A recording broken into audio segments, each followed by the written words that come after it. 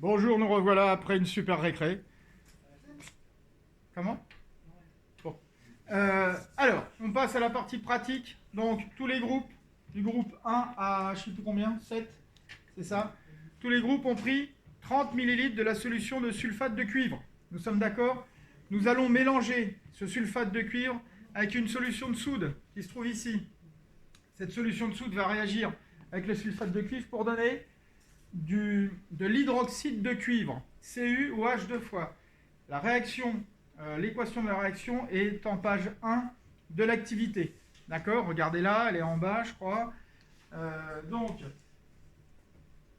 qu'est-ce qui se passe pendant cette réaction? Ce qui est bien, c'est que c'est quelque chose de visuel et ça produit un précipité d'hydroxyde de cuivre bleu, un précipité bleu intense.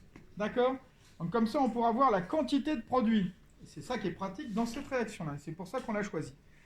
Alors, les 7 groupes, donc on va faire dans le simple. Hein.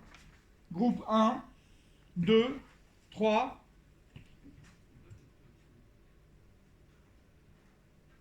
4, Dalil, Elliot, et Re4, Armel et Chahinez. On fait deux, ouais, il y a deux groupes 4. Non, allez. Elliot et Dalil, groupe 4. Chahinez, Armel, groupe 5. Moi, je vais refaire un groupe 4. Je vais faire un groupe 4 et un groupe 6. D'accord? On n'aura pas le temps de faire le groupe 7, c'est pas grave. Il n'y a pas assez de combattants. Il y a trop de malades. De cas contact. Pas bouger, toi. Hein. Bon, donc. Alors, comment on fait? Rien de plus simple. Je vais vous faire avec moi. Donc, moi, j'ai dit que j'étais le groupe 5. 4. Non, 4. Ouais, on va y arriver. Hein. Fatigue. Bon, donc, je prends mes 30 ml. Je les mets dans mon bécher. J'essaye de ne pas en perdre, parce que c'est quand même des quantités, c'est important la quantité. Et je vais prendre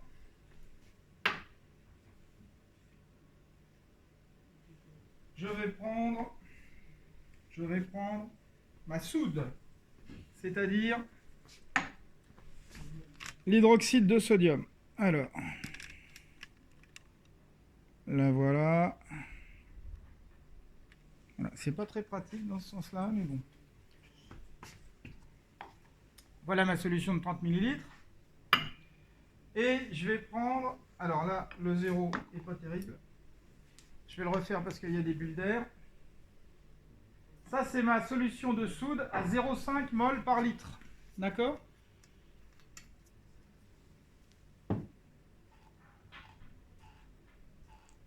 Voilà, j'enlève la bulle. Il y avait une bulle d'air. Et maintenant, je règle bien au 0 ma burette.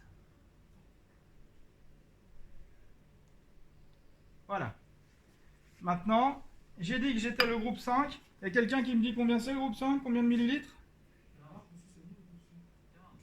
C'est vous le groupe 5. Le 4. 12? Bon, bah, j'ai une feuille là. C'est 12. Je laisse couler à 12. Et je m'arrête à 12. Alors on voit, je sais pas si, ouais ça se voit, on voit le précipité qui se forme forcément. 12, je vais m'arrêter à 12.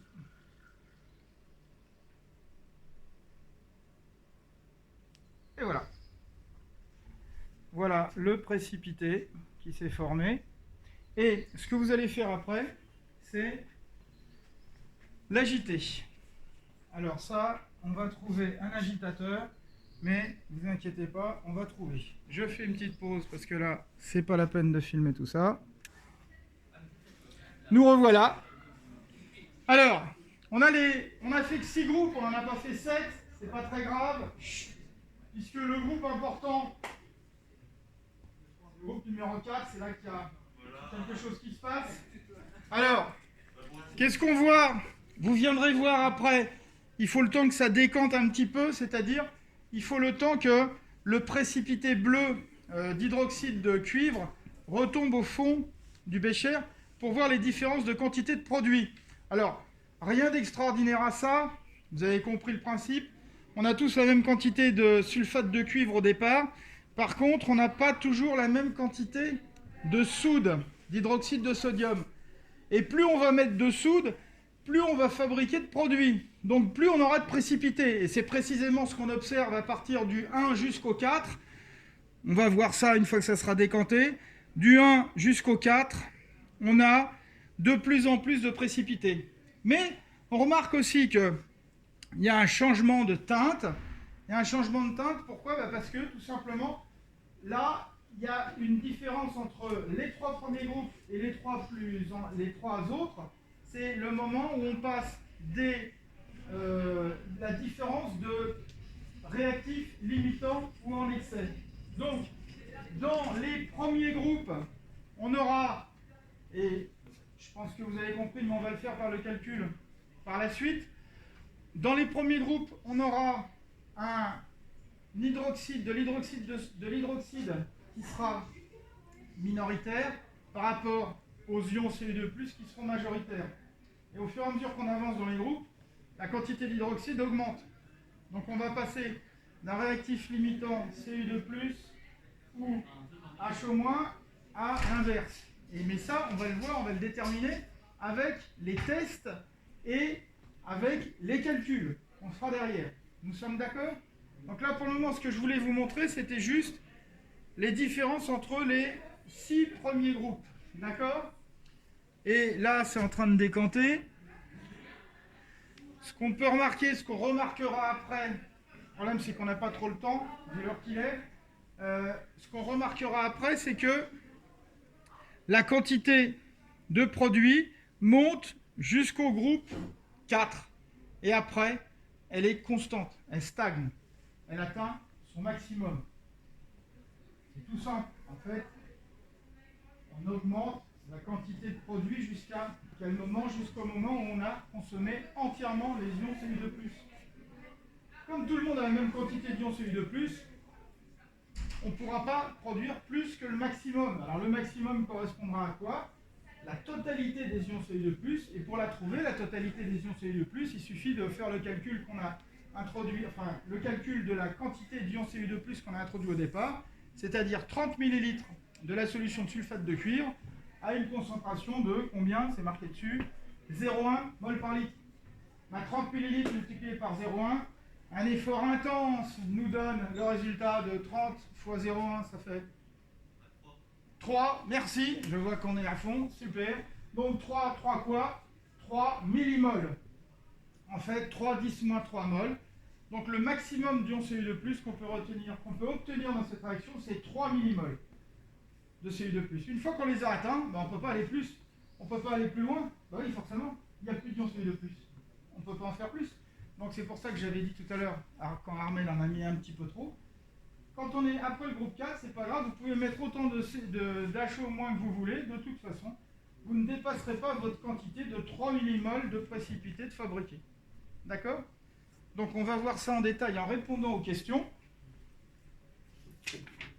Alors les questions.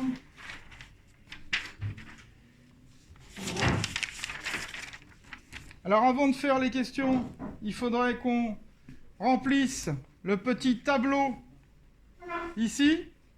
Groupe 1, 2, 3, 4, 5, 6. Donc on n'a pas fait le 7, mais vous comprendrez que ça revient au même. Qu'on fasse le 6 ou le 7, c'est pas grave. Le 7, on ne le fera pas. J'ai fait le 6, moi. Donc, abondance du précipité. Alors, on met un nombre de plus en plus important quand il y en a beaucoup. Donc, est-ce qu'il y a un précipité dans le groupe 1? Oui, il y en a un peu. Il y en a un tout petit peu dans le groupe 1. Donc, on va mettre un plus. On est d'accord? Oui.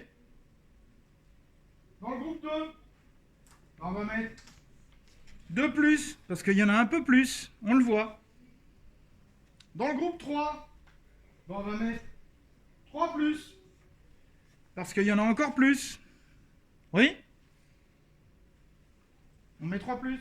Et dans le groupe 4, on a encore plus, mais on met après? Ben après, il y en a toujours la même quantité, c'est-à-dire 4 plus.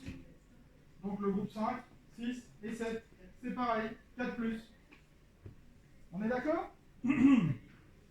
Couleur du filtrat. Alors ça, on ne peut pas le remplir puisqu'on ne l'a pas encore fait. Donc c'est précisément ce qu'on va faire maintenant. Donc moi je vais prendre le mien et je vais aller faire mon filtrat. J'emmène le téléphone pour le filmer. On va le faire, on va le faire. Bah, je vous montre comme d'habitude comment on fait. Hop. Hop, hop, hop. Alors, c'est tout simple, hein. C'est le même principe que pour le café. Il y a du papier filtre. On va verser la solution ici et le précipité va rester dans le filtre. Ok? Donc moi je suis groupe 6.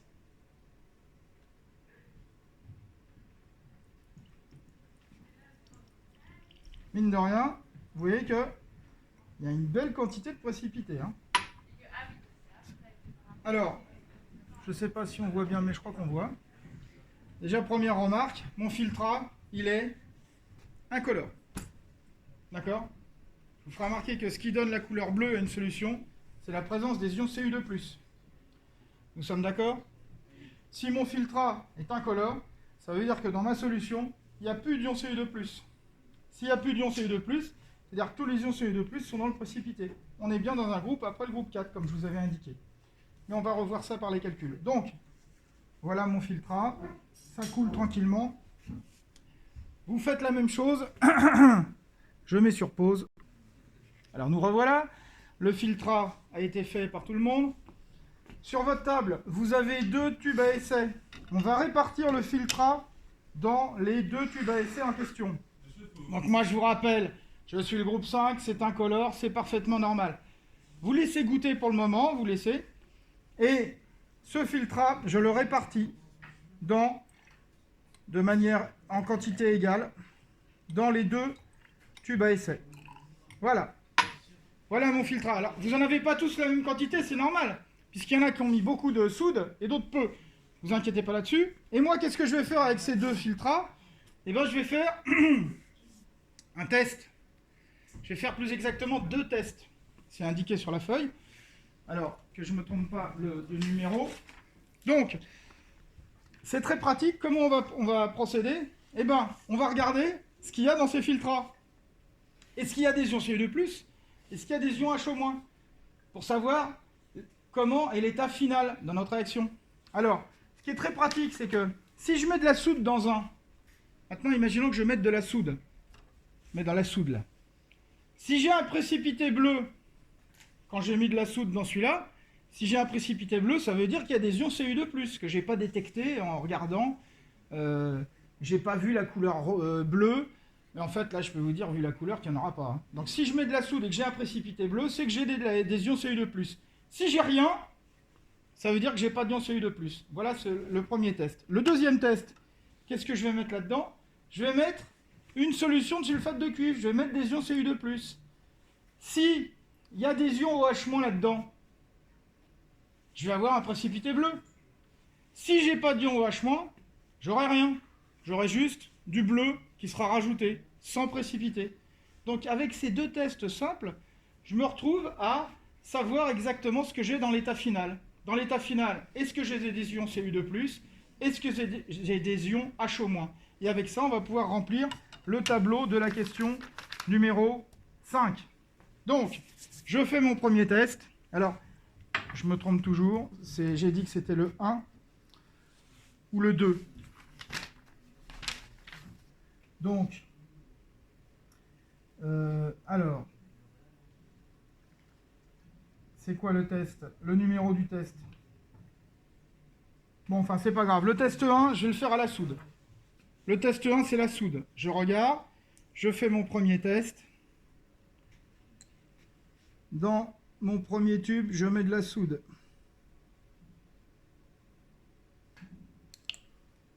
Que se passe-t-il? C'est pas terrible, ça. Voilà. Toc. Rien du tout. C'est parfaitement limpide. J'ai mis de la soude, aucune couleur n'apparaît, aucun précipité. Je peux dire que dans le groupe numéro 6, moi, il n'y a pas d'ion Cu2+, dans mon filtrat. Maintenant, dans l'autre, je mets un petit peu d'ion Cu2+. Je mets du sulfate de cuivre.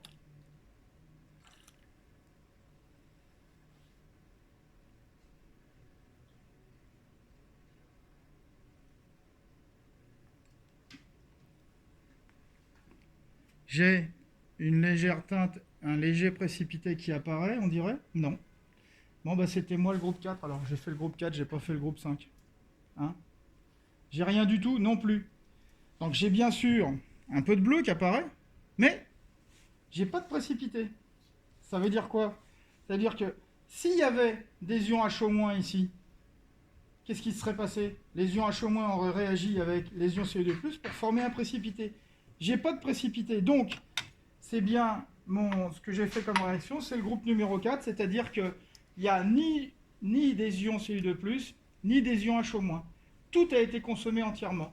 C'est donc le numéro 4, c'est celui qui est en condition stoïchiométrique. Je vous expliquerai tout à l'heure pourquoi, quand on aura fait les équations. Donc vous me faites ce test, tout le monde, avec la soude qui est sur votre paillasse, et je vous distribue le supplément d'ion Cu2+, pour faire le deuxième test, le test numéro 2, et on corrige ensemble, on remplit tout le monde le tableau tout à l'heure. Je mets sur pause. Bonjour, nous revoilà. Donc on a fait le test pour tous les groupes, c'est-à-dire les 6 groupes. Le test numéro 1, c'est le test à la soude. Alors on va tous remplir ensemble le tableau de la question 5. On a rempli la première ligne. En plus, sur la deuxième ligne, on me demandait couleur du filtrat. Donc la couleur du filtrat, déjà sans conteste, le groupe 1, le groupe 2 et le groupe 3, nous sommes bien d'accord que votre filtrat était bleu. Voilà. Donc on met bleu pour le groupe 1, 2, 3. C'est noté? On va avancer parce que l'heure tourne quand même, il est 50 passé.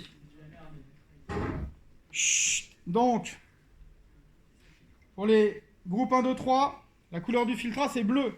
Par contre, et vous l'avez constaté, pour les groupes 4, 5, 6 et 7, ce sera pareil, le filtrat est incolore. Nous sommes d'accord? Ensuite, test 1. Alors il y a des petits pointillés, bah, vous avez qu'à mettre test à la soude. Vous mettez soude. Test 1, c'est soude. Donc le test à la soude, on teste le filtrat pour savoir s'il y a des ions Cu2+ ou pas. À vrai dire, si on a compris un peu le principe de la manip, normalement, la ligne qu'on vient de remplir, avec la couleur de filtrat, et la ligne du test numéro 1 à la soude, doit être cohérente. Quand il y a une couleur bleue, qu'est-ce que ça veut dire? Ça veut dire qu'il y a des ions Cu2+. Donc ça veut dire que si on rajoute de la soude, on va avoir un précipité. Nous sommes d'accord? Donc le test sera positif. Oui? J'ai pas l'impression que tout le monde comprend là.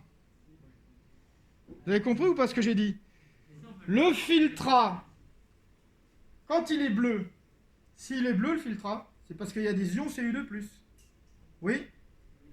Si je mets de la soude là-dessus, il va y avoir une réaction entre les ions Cu2+ et les ions HO- pour donner un précipité d'hydroxyde de cuivre. Donc, on devrait avoir un précipité et donc un test positif pour tous les filtrats bleus. Oui? C'est compris? Donc ça veut dire que pour les groupes 1, 2, 3, on a bien eu un précipité. Vous me confirmez, oui ou non, les 3 premiers là? Oui? Bon, vous avez donc tous eu un précipité. Par contre, je sais pas ce qu'il fait Elliot là, mais... Quoi? Bon. Par contre, à partir du groupe 4, vous avez tous eu un test 1 négatif, c'est-à-dire sans précipité. Est-ce que vous confirmez? Le 4 et le 5, le groupe 4 et 5, c'est négatif. Il n'y a pas d'ion Cu2+. Et vous pouvez écrire de même pour les ions, les groupes 6 et 7. qu'on n'a pas fait, mais c'est bon. Alors le test 2 maintenant, c'est quoi le test 2? Ça consiste à rajouter des ions, enfin une solution de CuSO4. Donc vous marquez test 2 CuSO4. On teste quoi cette fois en rajoutant des ions CuSO4, enfin en rajoutant des ions Cu2+, donc en rajoutant du sulfate de cuivre. On teste la présence des ions HO-. Est-ce que c'est compris? Oui? Alors, normalement, dans les 3 premiers groupes, quand vous avez rajouté des ions Cu2+, il ne s'est rien passé, nous sommes d'accord? Le groupe 4 est formidable, ils se sont plantés. Mais par contre, moi, je l'ai fait devant la caméra tout à l'heure, et j'avais pas de précipité. D'accord? Voilà, d'accord, c'est prévu, c'était prévu, trop fort. Donc, dans le groupe numéro 4, le test 2 est négatif. Il n'y a pas de précipité. Par contre, à partir du groupe 5, et je vais le montrer à l'écran, le groupe 5, le voilà. Le groupe 5, voilà à l'écran. Le groupe 5, ici, on a un précipité bleu qui prouve que dans le groupe numéro 5, on a bien, à la fin de la réaction, des ions HO- présents. Comme il y a des ions dans la solution, quand on fait tomber des ions Cu2+ dedans, on a un précipité. Donc, à partir du groupe numéro 5, le test 2 est positif. On n'a pas fait le 6 et le 7, mais ça aurait été positif aussi. Nous sommes d'accord? Alors, à partir des résultats des tests, identifiez le réactif limitant de la transformation réalisée pour chaque groupe. Quelle information peut être déduite de la couleur du filtre? Quelle particularité révèle la transformation réalisée par le groupe 4? Alors, d'ailleurs, j'ai sauté complètement la 6. Filtrer le contenu du bécher. Répartir dans 2 tubes à essai, c'est ce qu'on a fait. Remplir le tableau pour indiquer la présence ou non d'un précipité. Pour chaque test, on complétera la case pour indiquer. Il y a une belle faute d'orthographe là. Vous êtes gentil dans le barrer ce EE, de le remplacer par un ER. Merci. Hein, on complétera la case pour indiquer ER, l'espèce détectée. Voilà, donc ça c'est ce qu'on vient de faire. Je ne me rappelle plus, à un endroit donné, on me demande est-ce que la couleur du filtrat peut nous donner un renseignement? Bien sûr, la couleur du filtrat indique s'il y a des ions Cu2+ ou pas. Quand il n'y a pas d'ions Cu2+, il n'y a pas de couleur. Quand il y a des ions Cu2+, il y a une couleur bleue. Alors, la question 7. À partir des résultats des tests, identifiez le réactif limitant de la transformation réalisée par chaque groupe. Alors, pour les groupes 1, 2, 3, vous êtes d'accord avec moi qu'on a dit qu'il restait des ions Cu2+? Oui. Oui, puisque le test à la soude est positif. Donc ça veut dire que pour les groupes 1, 2, 3, il reste des ions Cu2+. S'il reste des ions Cu2+, ça veut forcément dire que c'est l'autre réactif qui est limitant, qui est consommé en entier. C'est quoi l'autre réactif? C'est les ions HO-. Oui? Je suis pas sûr que tout le monde voit là. Il faut se rappeler de l'équation de la réaction. Cu2+ plus HO- donne CuOH 2 fois. Alors, il y a 2 HO- d'ailleurs. Il y a 2 ions hydroxyde pour un ion Cu2+. Hein. Attention, on voit bien dans le coefficient stoïchiométrique. Donc, ce que je voudrais que vous compreniez bien, c'est que pour les groupes 1, 2, 3, s'il reste des ions Cu2+, ça veut dire que la réaction s'est arrêtée avant que les ions Cu2+ aient été consommés en entier. Vous me suivez? Si il reste des ions Cu2+, qui n'ont pas été consommés en entier, ça veut dire que c'est l'autre qui est limitant. C'est l'autre qui a arrêté la réaction. Donc l'autre, c'est qui? Dans notre réaction, c'est les ions HO-, les ions hydroxyde. Nous sommes d'accord ou pas? Oui. Donc la réponse à la question, c'est pour les groupes 1, 2, 3, le réactif limitant est HO-, car Cu2+ est en excès. Donc pour les groupes 1, 2, 3, je répète, le réactif limitant est HO-, car les ions Cu2+ sont en excès. Et vous pouvez mettre entre parenthèses, le fait qu'un réactif soit en excès, ça veut dire qu'il en reste à la fin. Et vous mettez entre parenthèses, donc, il en reste à la fin. C'est noté? Et vous, derrière votre écran, c'est noté? Bouh! Comme ça les réveille. Elle est bonne, hein? Bon, d'accord. Ok. Non, mais s'ils sont endormis, ils peuvent couper la vidéo, monsieur. Ah oui, ils peuvent même couper le son. Enfin, de toute façon, je dis bonjour aux chats, aux chiens, enfin, tous.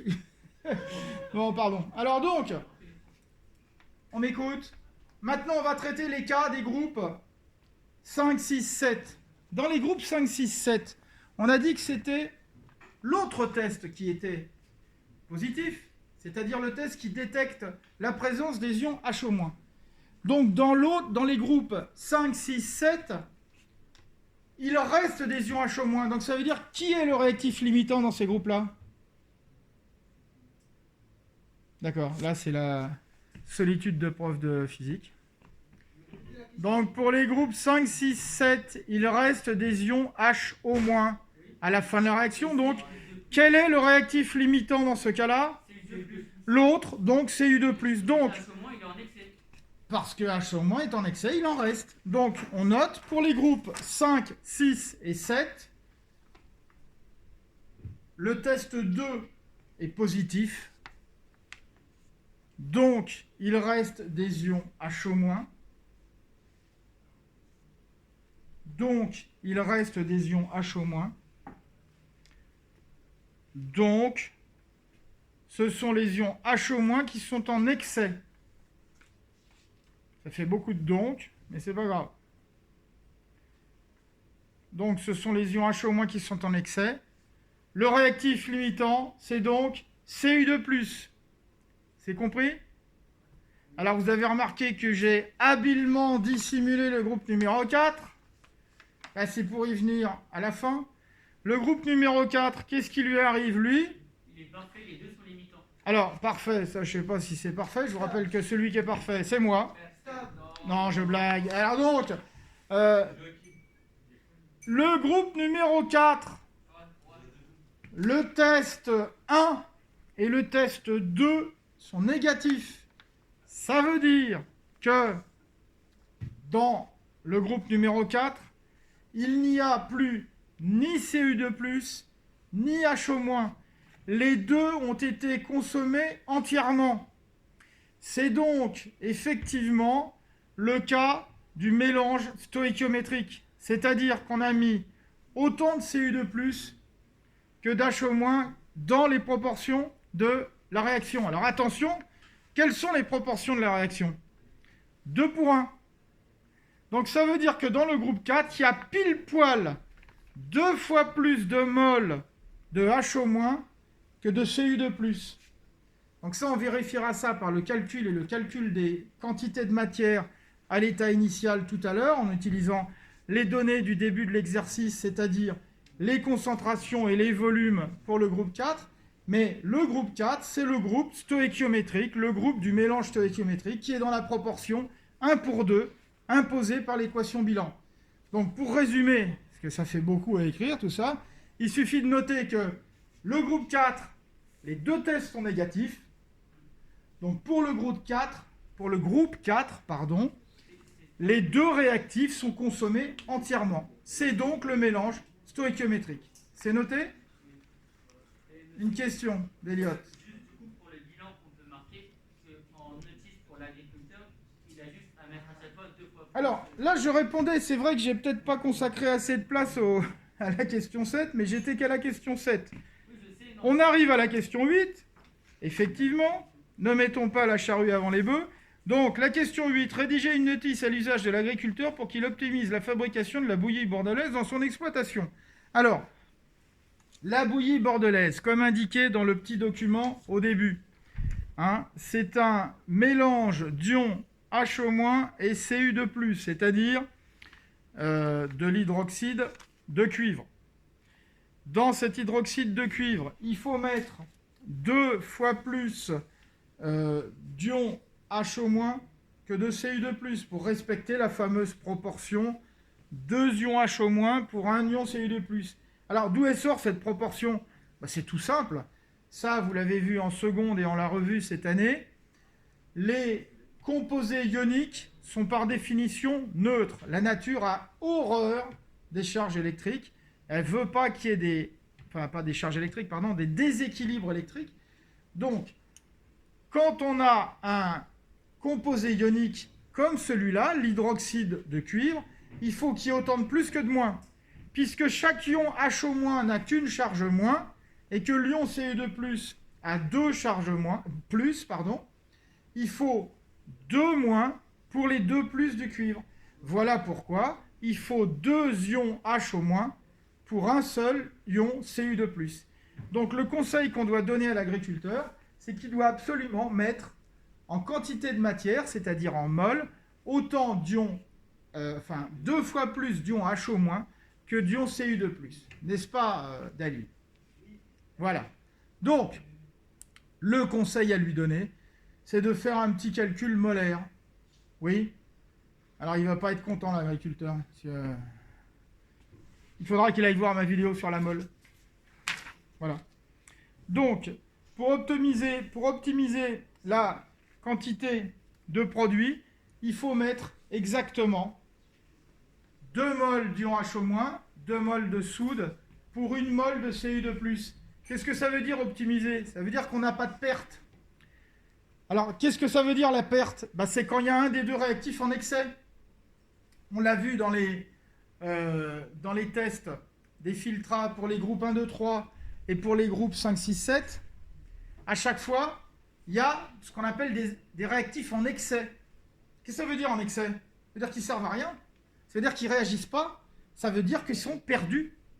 Voilà, pour optimiser, il faudra se débrouiller pour être dans les conditions stoïchiométriques. Donc, mettre exactement la quantité imposée par l'équation bilan, c'est-à-dire 2 HO- pour 1 ion Cu2+. Et là, dans ce cas-là, il n'y a pas de perte. Tous les réactifs sont consommés entièrement. Les deux réactifs sont limitants en même temps. D'accord? Voilà la réponse à la question 7. 8, excusez-moi. C'est la 8. Alors, c'est bon, c'est noté pour tout le monde? Donc, pour optimiser l'exploitation, il faut être dans les conditions stoïchiométriques. Voilà le conseil qu'on peut donner. Avant de se quitter et de faire notre petite vaisselle qui n'intéressera pas la vidéo ici, ce que j'aimerais bien, c'est que vous reveniez sur ce TP, je le marquerai sur Pronote, et que vous fassiez les calculs du nombre de mols pour le groupe justement numéro 4, et même pour les autres groupes si vous avez le temps, pour justement vérifier ce qu'on vient de dire grâce aux résultats des expériences, c'est-à-dire quelles sont les proportions au niveau nombre de mols dans chaque réaction. Alors au moins faire 3 calculs, je ne sais pas, par exemple pour le groupe 1, pour le groupe 4 et pour le groupe 6. Un de chaque. Vous voyez ce que je veux dire? Dans le cas où on a Cu2+ limitant, dans l'autre HO- limitant, et puis dans le groupe 4 où les deux sont limitants. Donc vous me faites ces petits calculs-là pour... Ah ben on se voit pas jeudi. Bah oui, jeudi c'est le week-end. On se revoit mardi. Alors, si mardi prochain, si jamais dans tous les absents, et d'ailleurs je leur souhaite bonjour et bonne santé, j'espère que tout va bien. Vous dormez pas? Bon, donc, sauf s'il y en a un parmi eux, ces nombreux absents, je ne sais pas combien il y en a d'absents là. 8, 10, bah il y en a 10. Il y en a 10 absents, la moitié de l'effectif. Oui, 10, il y a 10 absents. Donc j'espère que s'il n'y en a aucun qui développe la maladie, parce que sinon là, la spécialité ferme, hein, on est d'accord. Voilà. Bon week-end de je sais pas quoi, je sais pas si c'est l'ascension ou je sais pas quoi. À plus tard.